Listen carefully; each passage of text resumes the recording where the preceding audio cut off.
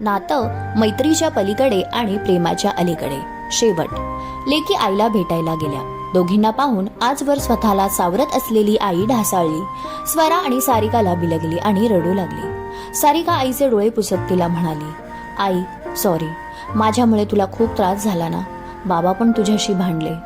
आई म्हणाली, सरू बाळ, असं काही नाही. उलट मला असं वाटतं की तुम्हा दोघींचं चांगलं झालं. प्रेम करणारा जोडीदार मिळाला. नाहीतर माझं बघ काय उपयोग. आयुष्यभर प्रेम तर नाहीच, पण सन्मान सुद्धा नाही. लाचारीचं आयुष्य हाती आलं.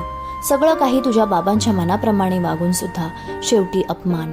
तुम्ही दोघी आयुष्यात खुश राहाल. मला विश्वास आहे. आणि आईला काय हवं असतं? आपली मुलं सुखात आहे हेच पुष्कळ आहेत.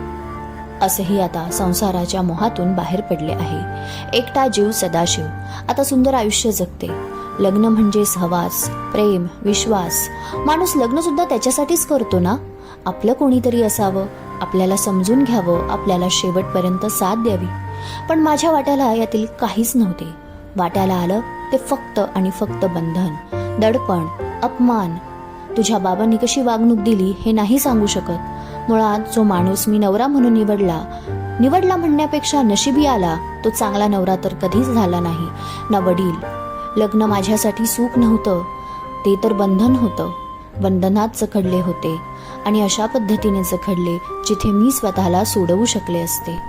पण आई म्हणून फक्त आणि फक्त सहन करत राहिले. तुमच्या दोघींचं काय होईल? एकटीने मी जगू शकेल का? अनेक संभ्रम मनात होते. पण जेव्हा माझ्यावर होणारा अन्याय माझ्यापर्यंत सीमित होता तोपर्यंत माझी सहनशक्ती साथ देत होती.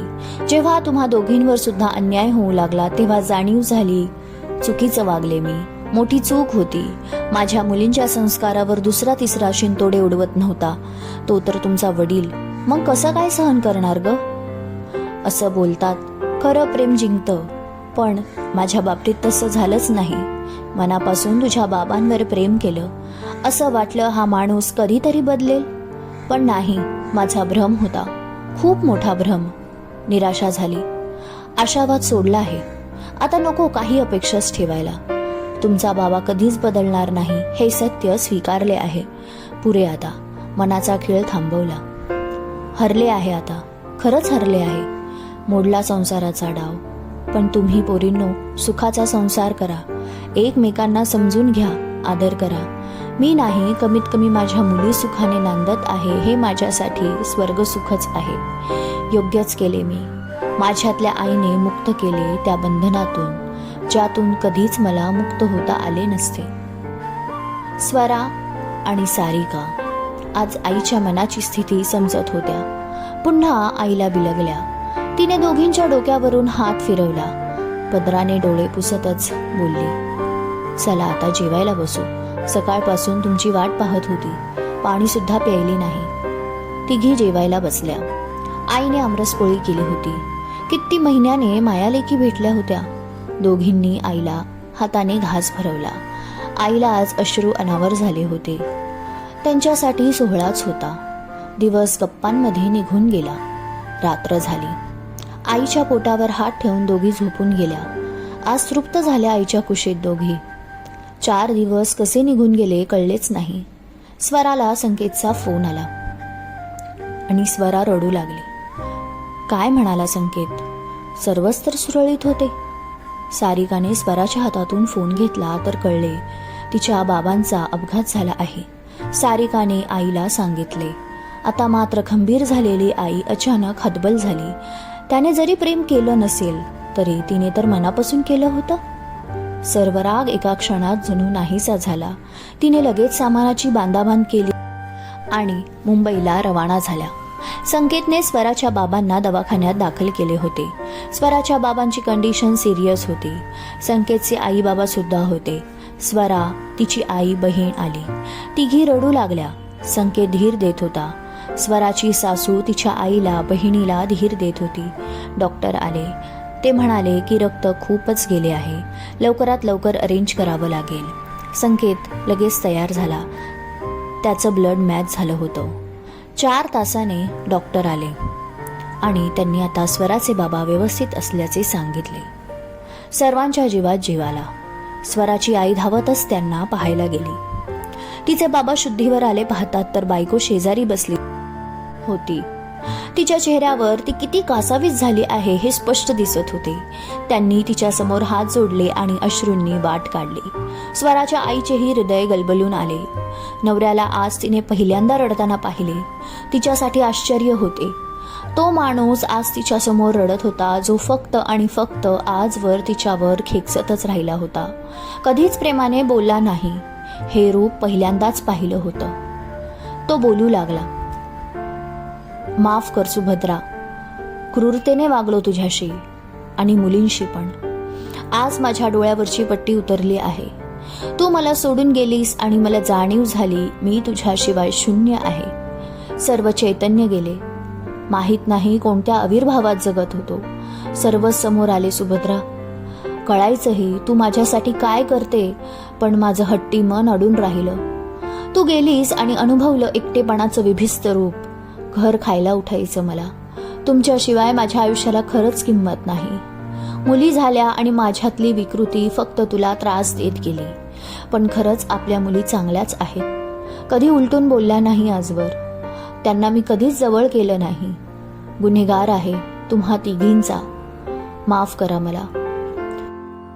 सुभद्रा, मला नको सोडून जाऊस पुन्हा. सुभद्रा म्हणाली, तुम्हाला नाही सोडून जाणार कुठे. देवाचे आभार की तुम्ही सुखरूप आहात आणि तुम्हाला तुमची चूक समजली. अजून काय हवं मला. आयुष्यभर ह्याच दिवसाची वाट पाहिली मी, पण नंतर आशा सोडली. मनाची समजूत घातली. तुमच्याशिवाय जगायचं आता, पण आता नाही. माझ्यासाठी हा सोनेरी दिवस आहे. आज खऱ्या अर्थाने तुम्ही मला तुमची अर्धांगिनी स्वीकारली. हेच हवं होतं मला. स्वराचे वडील म्हणाले, खरंच तू मला माफ केलं. कदाचित मी तुझ्या ठिकाणी असतो तर शक्य नसतं झालं. मी तर तुला एक फोनही केला नाही. एवढ्या वर्षाचा त्रास सुभद्रा खरंच विसरशील. सुभद्रा, हो, आम्हा बायकांना देवाने जणू शक्तीच दिली आहे. ज्याला आम्ही मनापासून प्रेम करतो त्याचा साथ नाही सोडत. आम्हा बायकांना प्रेम दिलं, सन्मान दिला तर आमच्याही मनात नेहमी तुमच्याविषयी प्रेम असतं आणि मनापासून आशीर्वाद निघतात.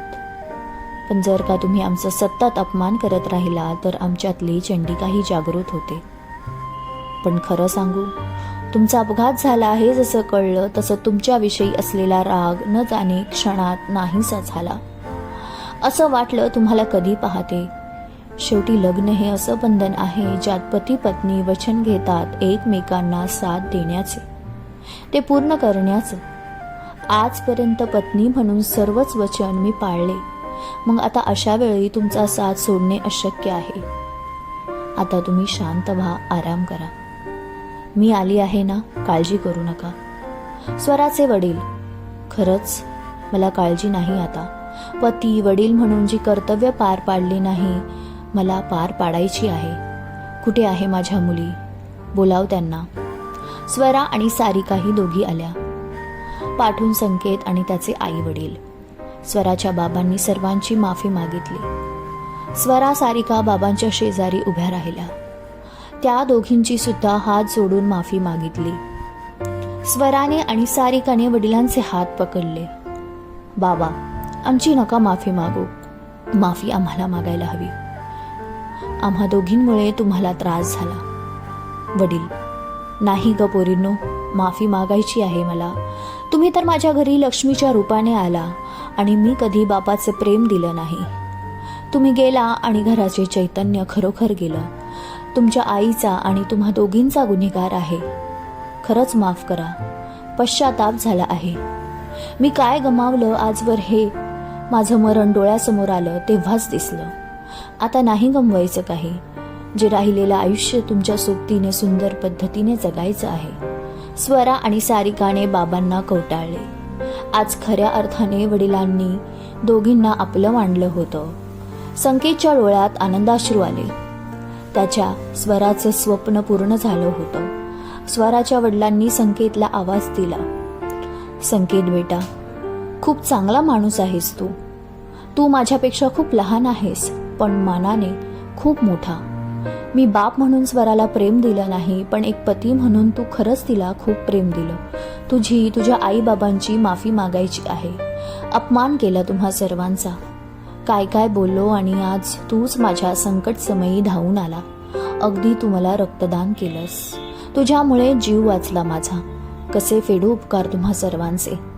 संकेत म्हणाला, बाबा अहो असे काही बोलू नका.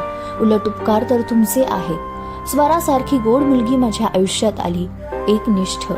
संकेतचे वडील म्हणाले, हो बरोबर बोलतोय संकेत. तुमची स्वरा आमच्या घरात आली आणि भरभराट झाली. उलट तुमचे उपकार आहेत. वडील, संकेतचे बाबा खरंच तुम्ही महान आहात. खूप सुंदर विचार आहेत. मीच कमनशिबी होतो. मुली झाल्या म्हणून नेहमी नाराजच राहिलो. माझ्यासारखा दुर्दैवी कोणी नाही या जगात. संकेतचे वडील म्हणाले, झालं ते झालं. नका लावून घेऊ मनाला. आता या नात्याला बहर नक्कीच येईल. स्वराचे बाबा, हो आता नव्याने सुरुवात करूया. स्वराला अचानक चक्कर आली. डॉक्टरांनी चेक केलं. स्वराला वाटलं पोटात अन्न नाही म्हणून चक्कर आली असावी. डॉक्टरांनी तिला सांगितले, तुम्ही आई होणार आहात. सर्वच खुश झाले. खरंच नव्याने सुरुवात झाली होती. स्वराच्या आईने तिच्या बाबांना खबर दिली. बाबा म्हणाले, मला तर स्वराच हवी आहे छोटीशी. वडील म्हणून मी कर्तव्य पार नाही पाडले, पण आता आजोबा म्हणून नातीची हौस करायची आहे. हे ऐकून सर्वांचे डोळे पाणावले. संकेत आणि स्वराचं नातं जे मैत्रीपासून सुरू झालं होतं ते फक्त प्रेमाच्या अलीकडे न राहता अनेकांच्या आयुष्याला सुखद कलाटणी देणारं ठरलं. चिमुकल्या पावलांच्या चाहुलीने नवीन पर्वाला सुरुवात झाली होती. आशा करते अशीच गोड कलाटणी प्रत्येकाच्या आयुष्यात येवो. शेवट असाच सुखद हो, पण सुखद शेवट पाहिजे असेल तर संयम, संघर्ष, प्रेम, अतूट विश्वासाची साथ कधीच सोडू नये. आवडली का संकेत आणि स्वराची गोड मैत्रीच्या पलीकडे प्रेमात विलीन झालेली कहाणी? नक्की कमेंटमध्ये सांगा. लवकरच भेटू नवीन कथेसह. समाप्त. कथालेखन अश्विनी ओगले. तुम्हाला जर खरंच कथा आवडली असेल तर आपल्या चॅनलला सबस्क्राईब करायला विसरू नका. लाईक, कमेंट, शेअर जरूर करा. धन्यवाद.